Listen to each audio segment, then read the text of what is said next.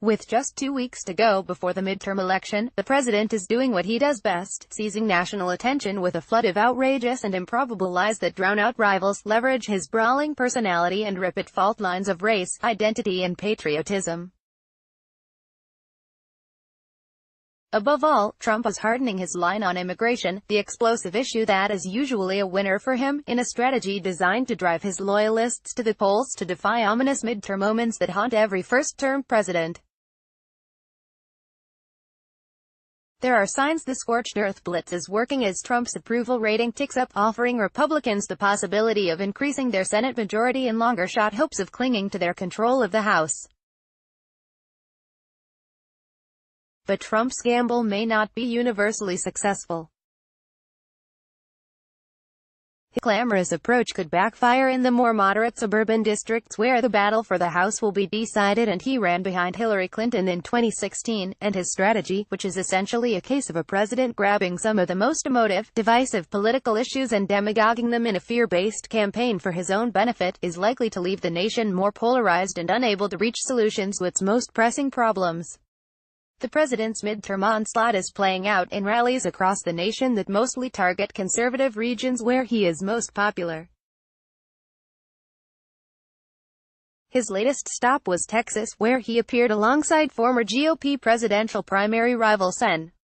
Ted Cruz on Monday night. The Democrats have launched an assault on the sovereignty of our country, the security of our nation and the safety of every American, Trump said, blaming Democrats for the crisis on our border. His hardcore approach sometimes overshadows the story of success that the president has to tell and would be the top talking point for most presidents, including the lowest jobless rate in half a century, an economy that has thrived since he has been in office, and the 2 conservative Supreme Court justices he has installed. In his most extreme attack, Trump is accusing Democrats of organizing a migrant caravan trekking through Mexico that he says will lay siege to the U.S. border. He has claimed without offering any evidence that the caravan includes criminals and unknown Middle Easterners. Reporters walking with the caravan say it's made up of desperate Hondurans and Guatemalans fleeing repression and poverty. White House spokeswoman Sarah Sanders said that there was absolutely evidence of Middle Easterners in the caravan, but did not provide any. Trump also argues that Democrats want to create a socialist system of gridlock, poverty and chaos like Venezuela.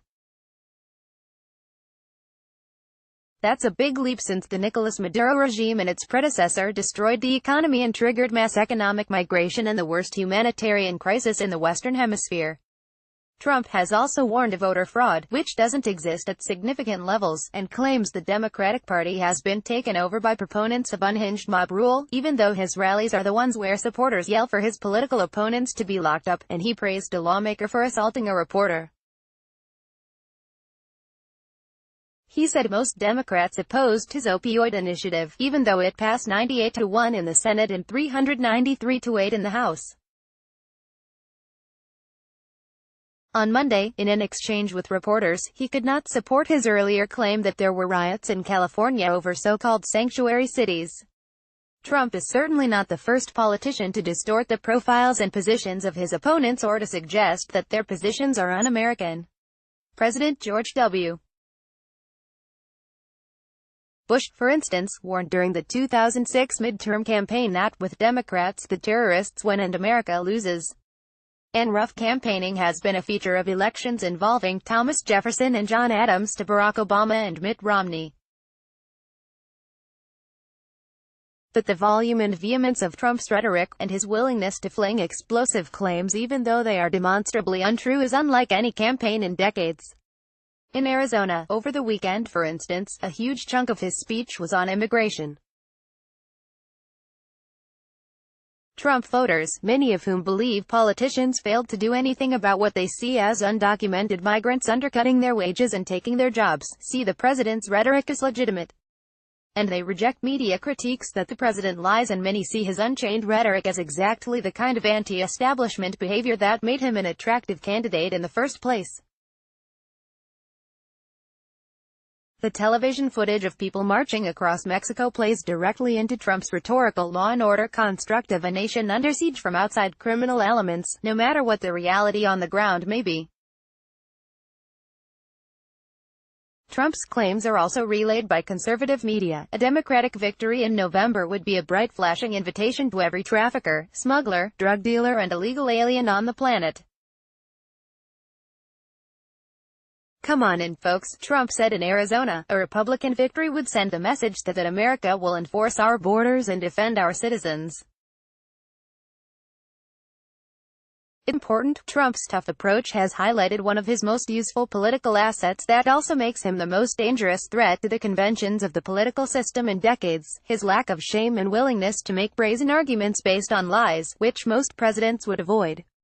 His energy and willingness to campaign like he is on the ballot may also be a factor. "We've added a lot of spice to it. When I say we, maybe it's I, and others perhaps. They see that I am coming here," Trump said, in an interview with ABC 13 News in Houston. Trump's spiced-up rhetoric has left Democrats facing questions about how to respond since they have no one on the national political stage with the star power of the president. Former Vice President Joe Biden on Monday accused Trump of scaremongering over the border and a caravan that is still 1,000 miles away. "He's making it sound like they're breaking through the border. This is hysteria on his part," Biden, a potential 2020 Democratic candidate, told CNN while campaigning in Florida. On Saturday, the top two Democrats in Congress, Chuck Schumer and Nancy Pelosi, argued that Trump's harsh turn was a sign of weakness rather than strength. "The president is desperate to change the subject from healthcare to immigration because he knows that healthcare is the #1 issue Americans care about," they said in a joint statement. In some ways, Trump does not have many options but to go on such a rampage. He's built his presidency on keeping his base angry, and in the process has alienated many more moderate voters. So only a presidential election-level turnout from his base in a midterm election is likely to stave off big Democratic gains at a time when the opposition party is also enthusiastic. And he knows that immigration, from the moment he stepped on the escalator in Trump Tower in 2015 to be a candidate, it is the issue that has helped him at the ballot box more than any other. Despite political missteps like the separation of undocumented immigrant families and their children earlier this year, I think Donald Trump is president because of the immigration issue, Scott Jennings, a former campaign aide to Bush, told CNN.